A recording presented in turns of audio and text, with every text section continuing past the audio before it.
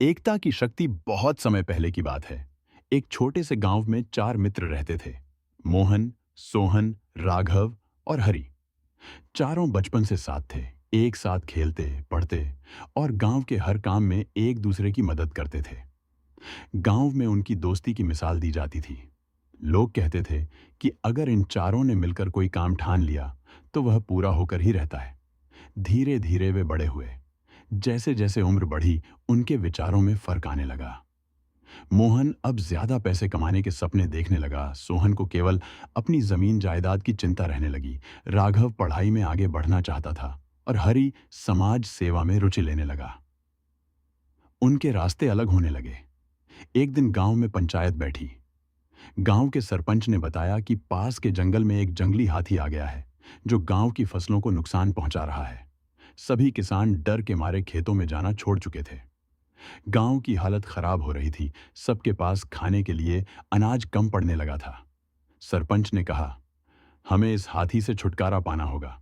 जो इसे भगाने में मदद करेगा, वहीं चश्मा पा ही है, आह, उसे इनाम दिया जाएगा। चारों मित्र भी वहां मौजूद थे।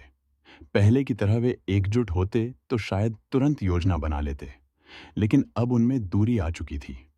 मोहन ने सोचा, अगर मैं अकेला इस काम को कर दूं तो सारा इनाम मुझे मिलेगा। सोहन ने भी यही सोचा, अगर मैं अपनी जमीन को बचा लूं तो किसी और की मदद क्यों करूं। राघव को लगा, मुझे पढ़ाई करनी है, ये काम मेरा नहीं। और हरि ने कहा, मुझे तो गांव की भलाई के लिए काम करना चाहिए, लेकिन ये तीनों मेरा साथ देंगे नहीं। अगले दिन चारों अलग अलग जंगल की ओर गए, हाथी को भगाने की कोशिश करने।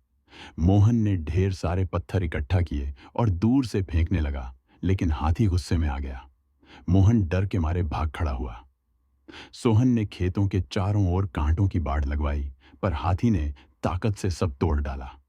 राघव ने किताबों में पढ़े कुछ उपाय अपनाने की कोशिश की, पर बिना मदद के वे सफल नहीं हुए। हरि ने अकेले कोशिश की, मगर हाथी की ताकत के सामने उसकी चालाकी भी काम न आई। आखिरकार वे चारों गांव लौटे, थके हुए, निराश। गांव वाले भी निराश हो गए। तभी सरपंच ने उन्हें पास बुलाया और कहा, बेटा, क्या तुम भूल गए कि बचपन में तुम चारों मिलकर कितने मुश्किल काम आसान कर लेते थे। अकेले अकेले कोशिश करने से कुछ नहीं होगा, तुम्हें फिर से एकजुट होना होगा। चारों मित्र को अपनी गलती का एहसास हुआ। उन्होंने आपस में बैठकर योजना बनाई। मोहन ने अपनी ताकत का इस्तेमाल किया। वह मजबूत रस्सियां और है जाल लाया। सोहन ने अपनी जमीन से कुछ जगह खाली कराई ताकि वहां जाल बिछाया जा सके। राघव ने किताबों से पढ़कर सबसे कारगर तरीका सुझाया और हरि ने गांव के और लोगों को मदद के लिए इकट्ठा किया। अगली सुबह चारों ने मिलकर जाल बिछाया। हाथी जब फिर से गांव की ओर आया तो उसे जाल में फंसा लिया गया। गांव वालों ने शांति से उसे पकड़कर जंगल के और भीतर छुड़ा दिया, जहां वह गांव को नुकसान नहीं पहुंचा सके। पूरा गांव चारों मित्र की तारीफ करने लगा। सरपंच ने कहा, देखा, एकता में कितनी ताकत होती है।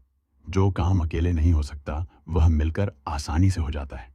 चारों मित्र ने एक दूसरे को गले लगाया और वादा किया कि वे अब कभी अपने बीच दूरी नहीं आने देंगे।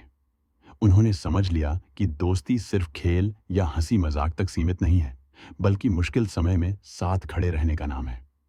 उस दिन के बाद गांव में अगर कोई भी मुश्किल आती तो चारों सबसे पहले मिलकर उसका हल ढूंढते। गांव फिर से खुशहाल हो गया। खेतों में हरियाली लौट आई और उनकी दोस्ती की मिसाल दूर दूर तक दी जाने लगी। शिक्षा एकता में बड़ी शक्ति होती है।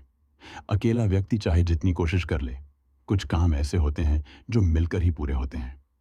हमें अपने रिश्तों और मित्रताओं को अहमियत देनी चाहिए और मुश्किल समय में एक दूसरे का साथ नहीं छोड़ना चाहिए।